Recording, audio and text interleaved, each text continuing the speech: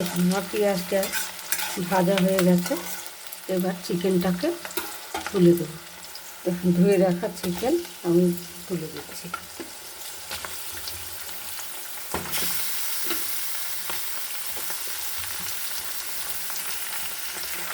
এবার দিয়ে দিচ্ছি হলুদ গুঁড়ো, দিয়ে দেবো একটু লেবুর রস, পাতি লেবুর রস।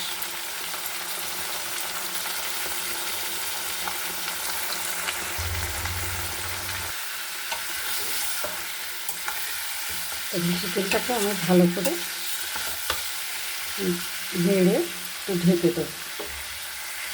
দিয়ে দিচ্ছি স্বাদ মতো লবণ। এবার দেখুন, টমেটোটা কেটে রাখা টমেটোটা দিয়ে দিলাম। ওটা অন্যভাবে কেটেছি। এবার আলুটাও একসাথে কষিয়ে নেব ভালো করে।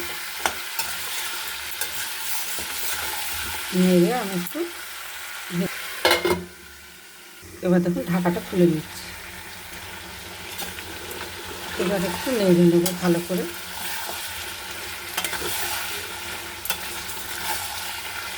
ভালো করে কষিয়ে তারপরে মশলাটা এবার দিয়ে দেবো। মশলাটা দিয়ে দিচ্ছি, লাল লঙ্কার গুঁড়ো দিয়ে দিচ্ছি।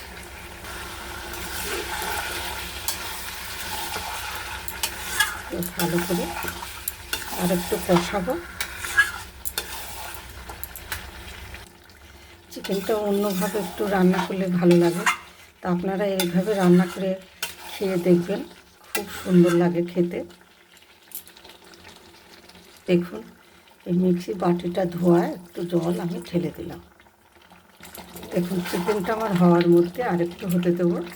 আর ধনে পাতা এবার আমি একটু, এখন ধনে পাতাটা উপর দিয়ে ছড়িয়ে আমি নামিয়ে ফেলবো। তা বন্ধুরা, ভিডিওটা কেমন লাগলো আপনারা বলবেন, আর আমার সাথে থাকবেন, আর কমেন্ট করতে ভুলবেন না। যদি ভিডিওটা ভালো লেগে থাকে তাহলে কমেন্ট করতে ভুলবেন না। নমস্কার। এটা খুব সুস্বাদু হয়।